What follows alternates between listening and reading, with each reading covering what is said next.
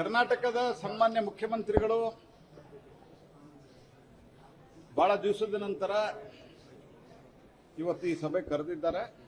ಎಲ್ಲ ಸಂಸತ್ ಸದಸ್ಯರದು ನನಗೂ ಅವರು ವೈಯಕ್ತಿಕವಾಗಿ ಫೋನ್ ಮಾಡಿದ್ರು. ಅವ್ರಿಗೆ ಮುಖ್ಯವಾಗಿ ಒಂದು ಸಲಹೆ ಕೊಟ್ಟಿದ್ದೀನಿ, ಸೆಷನ್ನು ಶುರುವಾಗೋಕ್ಕಿಂತ ಮೊದಲು ನೀವು ಈ ಸಭೆ ಮಾಡ್ರಿ ಅಂತ. ಅವರು ಅದನ್ನು ಪಾಸಿಟಿವ್ ಆಗಿ ತೆಗೆದುಕೊಂಡಿದ್ದಾರೆ.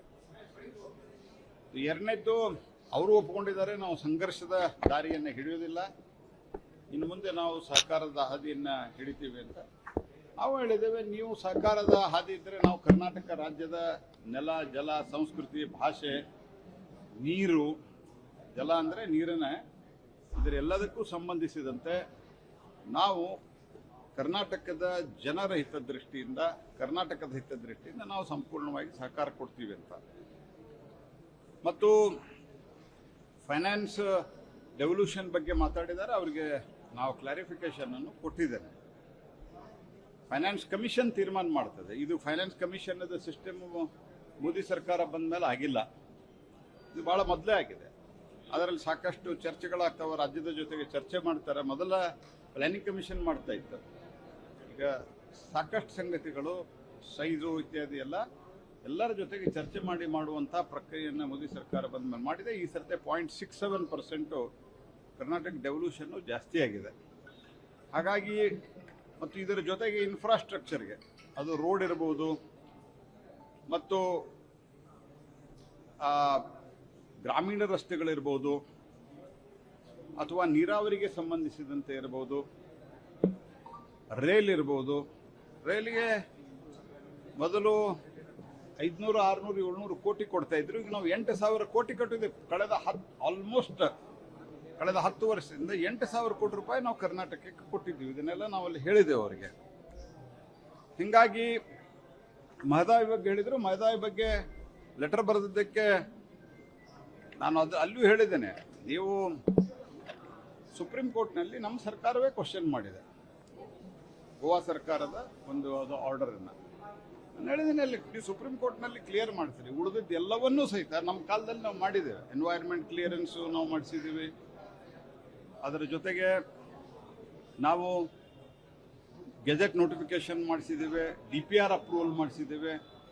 ಮತ್ತು 4 ವರ್ಷದಲ್ಲಿ ಮೊದಲು ಟ್ರಿಬ್ಯುನಲನ್ನು ಅಪಾಯಿಂಟ್ಮೆಂಟ್ ಮಾಡಿ, 4 ವರ್ಷದಲ್ಲಿ ಅಪಾಯಿಂಟ್ಮೆಂಟ್ ಅವರು ಮಾಡಿ ಹೋಗಿದ್ರು. ನಾವು ಬಂದ ಮೇಲೆ ಜಡ್ಜು ಇತ್ಯಾದಿ ಅಪಾಯಿಂಟ್ಮೆಂಟ್ ಮಾಡಿ ಅವರಿಗೆ ಎಲ್ಲ ಫೆಸಿಲಿಟಿ ಕೊಟ್ಟು 4 ವರ್ಷದಲ್ಲಿ ಕೊಡಬೇಕು ಅನ್ನೋದು ಕಡ್ಡಾಯ ಮಾಡಿರಿ. ಅದನ್ನು ನಾವು DPR ಅನ್ನು ಮಾಡಿದ್ದೇವೆ, ಆ DPR ಅನ್ನು ಅಪ್ರೂವಲ್ ಕೊಡಿಸಿದ್ದೇವೆ. ಇದು ಒಂದು ವೈಲ್ಡ್ ಲೈಫ್ ಉಳಿದಿದೆ, ಅದು ಸುಪ್ರೀಂ ಕೋರ್ಟ್ನಲ್ಲಿ ಕರ್ನಾಟಕ ಸರ್ಕಾರವೇ ಕ್ವಶನ್ ಮಾಡಿದೆ. ತಪ್ಪು ಅಂತ ಹೇಳೋದಲ್ಲ ನಾನು, ಕರ್ನಾಟಕ ಸರ್ಕಾರ ಆ ಸಂದರ್ಭದಲ್ಲಿ ಮಾಡಿದೆ, ಅದನ್ನು ಕ್ಲಿಯರ್ ಮಾಡಿಸ್ರಿ ಅಂತ ಹೇಳಿದ್ದೀವಿ. ಅದಕ್ಕೂ ಮುಖ್ಯಮಂತ್ರಿಗಳು ಒಪ್ಪಿಕೊಂಡಿದ್ದಾರೆ. ಮತ್ತು ಇದರ ಜೊತೆಗೆ ಬೇರೆ ಬೇರೆ ವಿಷಯಗಳನ್ನು ಅವರು ಪ್ರಸ್ತಾಪ ಏನು ಮಾಡಿದ್ದಾರೆ, ಅದರಲ್ಲಿಯೂ ಕೂಡ ಈಗ ಉದಾಹರಣೆಗೆ ಮೇಕೆದಾಟು ಬಗ್ಗೆ ನಾವು ಪೊಲಿಟಿಕಲ್ ಸ್ಟೇಟ್ಮೆಂಟು ನಾನು ಅಲ್ಲಿನೂ ಮಾಡಿಲ್ಲ, ಇಲ್ಲೂ ಇವತ್ತು ನಾನು ಮಾಡಲ್ಲ. ಅನ್ಲೆಸ್ ಕರ್ನಾಟಕದ ಸರ್ಕಾರ ಏನಾದರೂ ಮಾಡಿದರೆ ನಂತರ ನಾನು ನಿಮ್ಗೆ ರಿಯಾಕ್ಷನ್ ಕೊಡ್ತೇನೆ. ಮೇಕೆದಾಟುವಲ್ಲಿ ಅವರು DPR ಕೊಡಬೇಕೀಗ, ಒಂದಿಷ್ಟು ಕ್ಲಾರಿಫಿಕೇಶನ್ ಕೇಳಿದ್ದಾರೆ, DPR ಕೊಡಬೇಕು. ಮತ್ತು ಇದರ ಜೊತೆಗೆ ಮುಖ್ಯಮಂತ್ರಿಗಳೇ ಮೊನ್ನೆ ಕರ್ನಾಟಕದಲ್ಲಿ ಅನೌನ್ಸ್ಮೆಂಟ್ ಮಾಡಿದ್ದಾರೆ. ಅವರು ನಮ್ಮ CR ಪಾಟೀಲ್ ಅವ್ರ ಜೊತೆಗೆ ನಾವು ಸತತವಾಗಿ ನಾವು ಅವ್ರ ಜೊತೆಗೆ ಸಂಪರ್ಕದಲ್ಲಿದ್ದೇವೆ. ಕಾವೇರಿ, ಕೃಷ್ಣ, ಗೋದಾವರಿ ಇದನ್ನು ಮಹಾನದಿಯಿಂದನೂ ಸಹಿತ ಏನು ಎಕ್ಸೆಸ್ ನೀರಿದೆ ಅಲ್ಲಿ, ಈ ಎಲ್ಲ ಸಂಗತಿಗಳನ್ನು ಸಹಿತ ಜೋಡಿಸೋದರ ಬಗ್ಗೆ ವಿಶೇಷವಾದಂಥ ಒತ್ತನ್ನು ಕರ್ನಾಟಕ ಸರ್ಕಾರ ಕೊಟ್ಟಿದೆ, ಕೇಂದ್ರ ಸರ್ಕಾರ ಕೊಟ್ಟಿದೆ. ಕರ್ನಾಟಕ ಸರ್ಕಾರ ಅದನ್ನು ಸ್ವಾಗತ ಮಾಡಿದೆ. ಹೂಳೆತ್ತುವ ಸಂಬಂಧ ಪ್ರಧಾನಮಂತ್ರಿಗಳು CR ಪಾಟೀಲ್ ಅವರಿಗೆ ಸೂಚನೆ ಕೊಟ್ಟಾರೆ. ಎಲ್ಲ ಡ್ಯಾಮ್ಗಳ ಹೂಳೆತ್ತಲಿಕ್ಕೆ ವಿಶೇಷ ಕಾರ್ಯಪಡೆ, ವಿಶೇಷವಾದಂಥ ಟೆಕ್ನಾಲಜಿ ಮತ್ತು ಫೈನಾನ್ಷಿಯಲ್ ಸಪೋರ್ಟ್ ಮಾಡಬೇಕಂತ ಅದನ್ನು ಮುಖ್ಯಮಂತ್ರಿಗಳು ಸ್ವಾಗತ ಮಾಡಿದ್ದಾರೆ. ಇದರರ್ಥ ನಾವು ನಮ್ಮ ರಾಜ್ಯಗಳನ್ನು ಒಟ್ಟಿಗೆ ಸೇರಿ ನಾವು ವಿಕಸಿತ ಭಾರತ ಮಾಡಲಿಕ್ಕೆ ಹೊರಟಿದ್ದೇವೆ. ಹಾಗಾಗಿ ನಿಮ್ಮ ಸಹಕಾರ ನಮಗೆ ಬೇಕು ಅಂತ ನಾವು ಮುಖ್ಯಮಂತ್ರಿಗಳಿಗೆ ಹೇಳಿದ್ದೇವೆ. ಅವ್ರಿಗೆ ಹೇಳಿದೆ, ನೀವು ಪೊಲಿಟಿಸೈಸ್ ಮಾಡಿದ್ರೆ, ಜಿದ್ದಾಜಿದ್ದಿ ಮಾಡಿದ್ರೆ ಯಾವುದೂ ಆಗಲ್ಲ, ಒಟ್ಟಿಗೆ ಸೇರಿ ನಾವು ಕೆಲಸ ಮಾಡಬೇಕಂತ ಹೇಳಿದ್ರೆ ಮುಖ್ಯಮಂತ್ರಿಗಳು ಇದನ್ನು ಸ್ವೀಕಾರ ಮಾಡಿದ್ದಾರೆ. ಸರ್, ಈಗ ಪ್ರತಿ ಬಾರಿ ನಡೆಯುವಂಥ ಸಭೆಯಲ್ಲಿ ಅಜೆಂಡಾಗಳು ಇತ್ತು. ಆದ್ರೆ ಇವತ್ತಿನ ಸಭೆಯಲ್ಲಿ ಏನು ಅಪ್ಡೇಟೆಡ್ ವರ್ಷನ್ ಬೇರೆ ಹೊಸದಾಗಿ ಯಾವ ಒಂದು ಅಪ್ಡೇಟೆಡ್ ವರ್ಷನ್ ಚರ್ಚೆ ಆಗಿದೆ ಅನ್ನುವಂಥದ್ದು. ಅಪ್ಡೇಟೆಡ್ ವರ್ಷನ್ ಅಂತ ಅನ್ನೋದಕ್ಕಿಂತ ಇವತ್ತು ಅವರು ಕೆಲವು ವಿಷಯಗಳನ್ನ ರಾಜ್ಯ ಸರ್ಕಾರ ಏನು ಮಾಡಬೇಕು ಅದನ್ನು ನಾವು ಬಹಳ ಪಾಸಿಟಿವ್ ಆಗಿ ಮಾಡ್ತೀವಿ ಅಂತ ಹೇಳಿದ್ರೆ ಕೇಂದ್ರ ಸರ್ಕಾರದಿಂದ ನಾವು ಹೇಳಿದ್ದೇವೆ ಅವರಿಗೆ, ನೀವು ಯಾವುದೇ ಮಂತ್ರಿಗಳು ಮುಖ್ಯಮಂತ್ರಿಗಳು ನೀವು ಬಂದಾಗ ನಮ್ಮ ಗಮನಕ್ಕೆ ತೊಗೊಂಬರ್ರಿ, ಅವಾಗ ಅಥವಾ ಸಂಬಂಧಿಸಿದ ಮಂತ್ರಿಗಳ ಹತ್ರ ಹೋಗ್ಬೇಕಾರ ನಮಗೆ ತಿಳಿಸಿದರೆ ನಾವು 3-4 ಜನ ಮಂತ್ರಿಗಳಿದ್ದೇವೆ, ನಾವು ಕೋಆರ್ಡಿನೇಟಿವ್ ಮಾಡ್ತೀವಿ, ಬರ್ತೀವಿ, ಈ ಅನೇಕ ಸಂಗತಿಗಳನ್ನ ತಿಳಿಸಿದ್ದೇವೆ. ಹೀಗಾಗಿ ಸಮ್ ಆಫ್ ದಿ ಥಿಂಗ್ಸ್ ಇವತ್ತು ಒಳ್ಳೆ ವಾತಾವರಣದಲ್ಲಿ ಚರ್ಚೆ ಆಗಿದೆ. ಸರ್, ಈಗ ಜಲಶಕ್ತಿ ಸಚಿವಾಲಯದಿಂದ ಒಂದು ಪ್ರಶ್ನೆಗೆ ಉತ್ತರ ಬಂದಿರೋದು, ಕಾವೇರಿ ಜಲಕಟ್ಟು ಪ್ರದೇಶದಲ್ಲಿ ಯಾವುದೇ ಡ್ಯಾಮ್ ಕಟ್ಟಕ್ಕೆ ಯಾವುದೇ ರೀತಿಯಾದ ಅನುಮತಿ ತಮಿಳುನಾಡಿಂದ ಮತ್ತು ಬೇರೆ ಯಾವುದೇ ರಾಜ್ಯದಿಂದ ಬೇಕಾಗಿಲ್ಲ ಅಂತ ಒಂದು ಸಂಸತ್ನಲ್ಲಿ ಕೊಟ್ಟಿದ್ದಾರೆ. ಸೊ ಮೇಕೆದಾಟುಗಳನ್ನ ಕ್ಲಿಯರ್ ಮಾಡ್ಕೊಳ್ಳಿಕ್ಕೆ ಇದಕ್ಕಿಂತ ಒಳ್ಳೆ ಅವಕಾಶ ರಾಜ್ಯಕ್ಕೆ ಸಿಗ್ಲಿಕ್ಕಿಲ್ಲ ಬಹುಶಃ. ನೀವು ಹೇಗೆ ವರ್ಕೌಟ್ ಮಾಡ್ತೀವಿ? ನಾವು ಕೇಂದ್ರದ ಸಹಕಾರ ಕೊಟ್ಟಿದ್ದಕ್ಕೆ ಆ ರಿಪ್ಲೈ ಬಂದಿದೆ. ಕೇಂದ್ರ ಸರ್ಕಾರನ ಅದು ರಿಪ್ಲೈ ಕೊಟ್ಟಿರೋದು ಪಾರ್ಲಿಮೆಂಟ್ನಲ್ಲಿ. ಹಾಗಾಗಿ ರಾಜ್ಯ ಸರ್ಕಾರಕ್ಕೆ ಆ DPR ಅನ್ನು ಸಬ್ಮಿಟ್ ಮಾಡಬೇಕಲ್ಲ, ಆ DPR ಅನ್ನ ಅವರು ಪರಿಷ್ಕೃತ DPR ಅನ್ನ ಅದನ್ನ ಅವರು ಸಬ್ಮಿಟ್ ಮಾಡಲಿ, ವಿ ವಿಲ್ ಕೋಆಪರೇಟ್.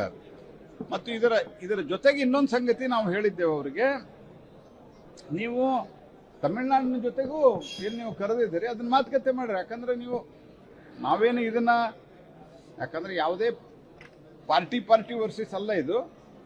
ಆದರೆ ಹಿಂದೆ DK ಶಿವಕುಮಾರ್ ಅವರು ಹೇಳಿದ್ರು ನಾವು ರಾಜ್ಯ ಸರ್ಕಾರದಿಂದ ಎಕ್ಸಿಕ್ಯೂಟ್ ಮಾಡ್ತೀವಿ ಅಂತ, ನೀವು ಅವ್ರ ಜೊತೆಗೂ ಮಾತಾಡ್ರಿ ಅಂತ ಹೇಳಿದೀವಿ ನಾವು. ಸಜೆಸ್ಟೆಡ್ ಅವರಿಲ್ಲ, ಅವ್ರು ಬರ್ತಾ ಇದ್ದಾರೆ ಅಂತ ಅವರೇ ಹೇಳಿದ್ರು, ನೀವು ಮಾತುಕತೆ ಮಾಡಿ ಬಗೆಹರಿಸಲಿಕ್ಕೆ ಪ್ರಯತ್ನ ಮಾಡ್ರಿ, ಇಲ್ಲ ನೀವು ಪರಿಷ್ಕೃತ DPR ಕಳಿಸ್ರಿ, ನಾವೆಲ್ಲ ರೀತಿಯಿಂದ ನಿಮ್ಗೆ ಸಹಕಾರ ಕೊಡ್ತೀವಿ ಅಂತ ಹೇಳಿದ್ದೇವೆ. ಮಹದಾಯಿ ವಿಚಾರದಲ್ಲಿ ಅವ್ರು ಹೇಳಿದ್ದು, ನಮ್ಮ ಎನ್ವೈರನ್ಮೆಂಟ್ ಮಿನಿಸ್ಟರ್ ಪತ್ರ ಬರೆದಿದ್ದಾರೆ. ಆ ಪತ್ರದಲ್ಲಿ ಕರ್ನಾಟಕ ಸರ್ಕಾರ ಸುಪ್ರೀಂ ಕೋರ್ಟ್ನಲ್ಲಿ ಏನು ಕ್ವಶನ್ ಮಾಡಿದೆ, ಹಿಂಗಾಗಿ ಸಬ್ಜುಡಿಸ್ ಇದೆ ಅಂತ ಹೇಳಿದ್ದಾರೆ. ನಾನು ಕರ್ನಾಟಕ ಸರ್ಕಾರಕ್ಕೆ ಸಲಹೆ ಕೊಟ್ಟಿದ್ದೀನಿ ಇವತ್ತು. ಅವ್ರ ಮುಖ್ಯಮಂತ್ರಿಗಳು ಒಪ್ಪಿಕೊಂಡಿದ್ದಾರೆ. ಅವ್ರು ಹೊರಗೆ ಬಂದು ಒಪ್ಕೋಬಹುದು ಅಂತ ನಾನು ಆಶಾಭಾವನೆಯನ್ನು ಹೊಂದಿದ್ದೇನೆ.